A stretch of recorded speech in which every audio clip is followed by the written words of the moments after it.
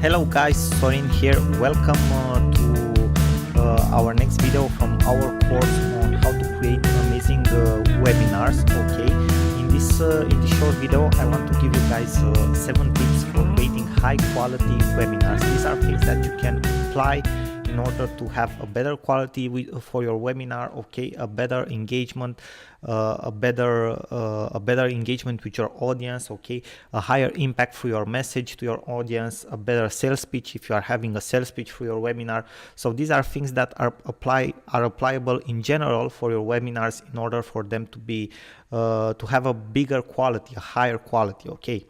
So let's dive into these actual 7 tips that I've written here for you, so you can apply them for your webinars. The first one would be to keep your audience interested in and interact with your following before the webinar.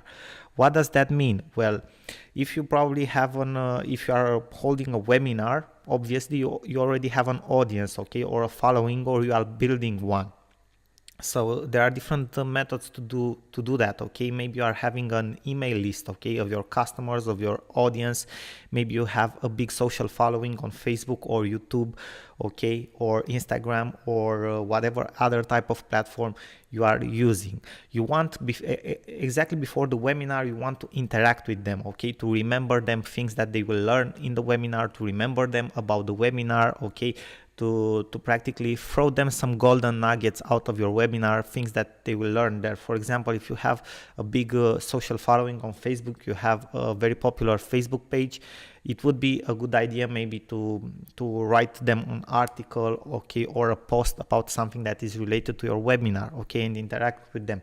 And with a couple of days before the webinar, start to remind them that you will have a webinar. Okay, so this is an example, but for example, if you are on YouTube and have a social following on YouTube, you can create videos about things that they will learn in the webinar. Okay, some very even more unspecific tips about what they will learn there than the things that they will learn in the webinar. Okay. Then the second tip would be to prepare an awesome presentation. You can use for that PowerPoint, or you can use even Prezi.com. If you probably have used Prezi.com before, you saw there that they have some amazing templates, okay, some very nice and cool stuff that you can do with Prezi, but you can also do them with PowerPoint. Whichever you choose, you can practically create an amazing job, an amazing presentation. The idea is to practically use the same colors in your presentation, okay, to make them interactive. Obviously, the reason for which you can you can choose between Prezi or PowerPoint is the fact that you will do share screening, okay, when you will have your webinar. So either if you use PowerPoint or Prezi, you can use the share screen function, so you can even tell them, you can show them a presentation in PDF if you want to, but it's not the case. Okay, so it's very important the presentation to have different types of media, okay, images, animations, okay, to have the same colors everywhere, okay, to give them a sense of unity, okay, and to be like a easy walkthrough. Okay, so that's a very good idea, okay, and make it interactive. Now, the third tip would be to have an awesome host or speaker on your webinar. So if you are not the host of the webinar, or maybe you are just the host of the webinar or the speaker, you should try to use for your webinar someone that it's interactive, okay, that engages with people, that it's likable, because otherwise people will get off your webinar or will fall asleep. And you don't want that to happen, okay? So you need to have an awesome host or speaker on board. You can invite somebody that is an expert in your field. You can have somebody like a co-speaker or a co-host, okay? You can think about a couple of solutions like that, okay? The fourth tip would be to use different types of media. So don't settle just for images, okay, or just for text.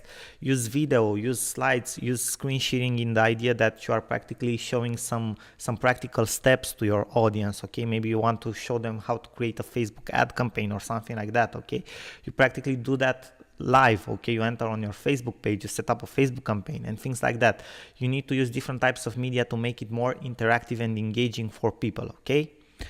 Now, the fifth tip would be to perform good sound and video checks before the webinar. So just before starting the webinar, you need to be sure that the sound quality is very good, okay, you don't have any interruptions, and also that video is streamed well, okay, so you won't have any problems, because if you will have problems when you want to start the webinar, you will lose a lot of your audience that will get off the webinar, okay. So you need to be prepared, okay. Good preparation makes it even a better webinar, okay. The sixth tip would be to find a good quiet spot from which you have the webinar. For example, a very good room where you can talk to, where nobody will disturb you, okay, that would be a very good idea. Somewhere where the sound, it's very it doesn't have echo or things like that, okay. But the most important thing is not for other people to interrupt you or to disturb you, or someone to pass behind your back and his phone to start ringing, okay, things like that. So you need to find a good quiet spot. Now, the seventh tip that I would give you, and this is not something that has necessarily anything to do with the quality of the webinar, but more with what you can do with the webinar after you finish it, is to record your webinar. Why? Because after you have maybe your first webinar, either if it will be very good or very bad, you can watch it again, analyze it, know where you can make improvements. And if it's a very good webinar, maybe it's a sales webinar and it has a high conversion rate, if you have recorded it, you can reuse it, okay, the replay. You can practically have a webinar on autopilot, okay, on the replay. So it's very good to have a recorded webinar. Now, this would be all the tips that I would give to you today in this video. Guys, I thank you very much for your attention. I am sure that if you apply them, you will have a more qualitative webinar and a more high converting webinar. Thank you again for your attention. Sorin here. Till next time, bye bye and good luck.